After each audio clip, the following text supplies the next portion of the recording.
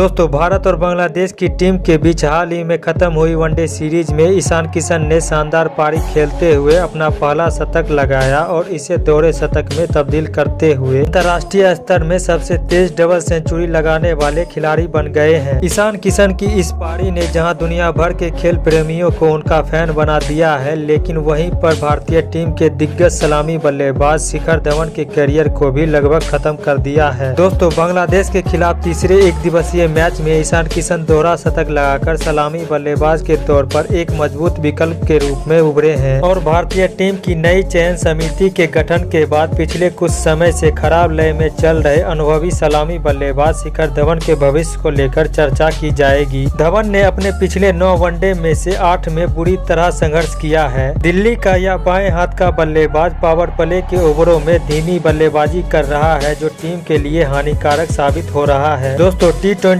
के युग में शुभमन गिल और ईशान किशन की आक्रामक बल्लेबाजी के सामने पिछले कुछ समय से धवन फीके नजर आए हैं। बांग्लादेश में एक दिवसीय श्रृंखला गंवाने के बाद BCCI टीम के प्रदर्शन की समीक्षा बैठक करेगा। इसमें मुख्य कोच द्रविड़ और राष्ट्रीय क्रिकेट एकेडमी प्रमुख VVS लक्ष्मण के साथ भविष्य के खाके पर चर्चा होगी। न्यूज एजेंसी PTI ने ऑस्ट्रेलिया में T20 विश्व कप के दौरान बोर्ड के एक विश्वसनीय सूत्र के हवाले रिपोर्ट किया था कि अनुभवी खिलाड़ियों को टीम से बाहर करने की प्रक्रिया अगले साल शुरू होगी। दोस्तों BCCI के एक वरिष्ठ सूत्र ने गोपनीयता की शर्त पर कहा, शिखर धवन के भविष्य पर फैसला नई चयन समिति के गठन के बाद ही होगा, लेकिन इस मामले में मुख्य कोच राहुल द्रविड़ और कप्तान रोहित शर्मा के विचारों को नजरअंदाज नहीं किया जा सकता। दोस्तों धवन के साथ सबसे बड़ी समस्या यह आ रही है कि वह पारी की शुरुआत में तेजी से रन नहीं बना पा रहे हैं। 2019 विश्व कप से पहले उनका स्ट्राइक रेट 100 से अधिक का हुआ करता था, जबकि 2022 में उनका स्ट्राइक रेट 75 का है। ईशान किशन के दोहरे शतक और इससे भी महत्वपूर्ण बात यह है कि उन्होंने टीम को वह आक्रामक रवैया दिया जिसकी उसे जरूरत थी। उनकी इस पारी के बाद टीम प्रबंधन चयन मामलों पर विचार करने पर मजबूर होगा। ऐसे खिलाड़ी को बाहर करना आसान नहीं होगा जिसने 167 एक दिवसीय मैच खेले हैं। दोस्तों वह मौजूदा टीम में रोहित शर्मा 9,454 रन और विराट कोहली 12,471 रन के बाद भारत के तीसरे सर्वाधिक रन बनाने वाले खिलाड़ी हैं। उनके नाम इस प्रारूप में 6,793 रन दर्ज है। इस मामले में दूसरा विचार यह है कि धवन को श्रीलंका और न्यूजीलैंड के खिलाफ जनवरी में कम से कम 6 एक दिवसीय मैचों में मौका दिया जाना चाहिए और फिर प्रदर्शन के आधार पर मार्च के अंत में होने वाली ऑस्ट्रेलिया के खिलाफ एक दिवसीय श्रृंखला पर फैसला किया जाना चाहिए। दोस्तों इस मामले में शुभमन गिल को भी नजरअंदाज नहीं किया जा सकता है। गिल पिछले 6 महीने में भारत के सबसे निरंतर प्रदर्शन करने वाले एक दिवसीय बल्लेबाज रहे हैं। कुछ अजीब कारणों से चेतन शर्मा की अगुवाई वाली निवर्तमान समिति ने गिल को बांग्लादेश वनडे से आराम देने का फैसला किया। वह T20 एशिया कप या विश्व कप टीम का हिस्सा नहीं थे। इसके बावजूद इस युवा बल्लेबाज को विश्राम देने का फैसला समझ से परे रहा। जुलाई में इंग्लैंड के खिलाफ एक टेस्ट के बाद भारत ने लंबे प्रारूप का कोई मैच भी नहीं खेला है। जब गिल और किशन जैसे बल्लेबाज टीम में अपनी बारी का इंतजार कर रहे हो तो उन्हें ज्यादा देर तक बाहर रखना मुश्किल होगा। दोस्तों टीम को धवन, रोहित और कोहली जैसे उम्रदराज खिलाड़ियों को एक दिवसीय एकादश रखने का खामियाजा उठाना पड़ रहा है। यह वैसे ही है जैसे रोहित, राहुल और कोहली T20 अंतर्राष्ट्रीय में शीर्ष 3 के बल्लेबाज हैं। कोहली पिछले कुछ समय से आक्रामक बल्लेबाजी की जगह एक छोर संभाले रखने को पसंद कर रहे हैं। ऐसे में दूसरे छोर के बल्लेबाज पर तेजी से रन बनाने का दबाव रहता है। दोस्तों पिछले कुछ समय से रोहित भी आक्रामक बल्लेबाजी करने में विफल रहे हैं। धवन के लिए एक और समस्या यह है कि वह सिर्फ एक दिवसीय प्रारूप में खेल रहे हैं। पिछले 4 साल में उन्होंने घरेलू क्रिकेट में भी ज्यादा मैच नहीं खेले हैं। दोस्तों भारतीय टीम के एक पूर्व चयनकर्ता ने कहा, खेल के समय का कोई विकल्प नहीं है। क्या आपके कहने का मतलब है कि शिखर धवन जनवरी के मध्य में अगले 1 महीने तक बिना किसी मैच अभ्यास के वनडे खेलना शुरू करेंगे? यहाँ तक कि सूर्य कुमार यादव जैसे बल्लेबाज भी लय में रहने के लिए मुंबई के लिए रणजी ट्रॉफी मैच खेलने के लिए प्रसिद्ध हैं। दोस्तों भारतीय टीम का अगला कैलेंडर साल काफी व्यस्त है, जिसकी शुरुआत 3 जनवरी को घरेलू श्रृंखला से होगी। T20 अंतर्राष्ट्रीय में कप्तान के रूप में रोहित के भविष्य और हार्दिक पांड्या के उत्थान पर बहुत उत्सुकता है। BCCI जनता की भावनाओं की जगह खुद के विवेक पर फैसला करता है। ऐसे में फिलहाल हर प्रारूप में कप्तानी की बागडोर रोहित के पास ही रहती दिख रही है। 3 जनवरी से 1 फरवरी के बीच भारत 29 दिनों के अंतराल में सीमित ओवरों के 12 मैच खेलेगा। इसमें न्यूजीलैंड के खिलाफ 6 और श्रीलंका के खिलाफ 6 मैच शामिल हैं। इस दौरान एक दिवसीय टीम में ऐसे खिलाड़ी हो सकते हैं जो टीम प्रबंधन को लगता है कि 2023 विश्व कप का हिस्सा होंगे। दोस्तों, बीसीसीआई के एक पूर्व अधिकारी ने कहा, आपको रोहित को T20 कप्तानी से हटाने की जरूरत क्यों है? क्या 2023 में T20 अंतर्राष्ट्रीय सर्वोच्च प्राथमिकता है? नहीं, बीसीसीआई ने कभी भी जनता की भावनाओं के अनुसार काम नहीं किया है। इसकी अपनी कार्यशैली है। हाँ, आप रोहित, विराट और लोकेश राहुल को ऑस्ट्रेलिया के खिलाफ एक दिवसीय और टेस्ट श्रृंखला पर ध्यान केंद्रित करने के लिए कह सकते हैं, जो इस समय अधिक महत्वपूर्ण है, और हार्दिक को 6 T20 मैचों में नेतृत्व करने दें। तो दोस्तों, इसी तरह के अपडेट्स के लिए वीडियो को लाइक करें, चैनल को सब्सक्राइब करें। जय हिंद।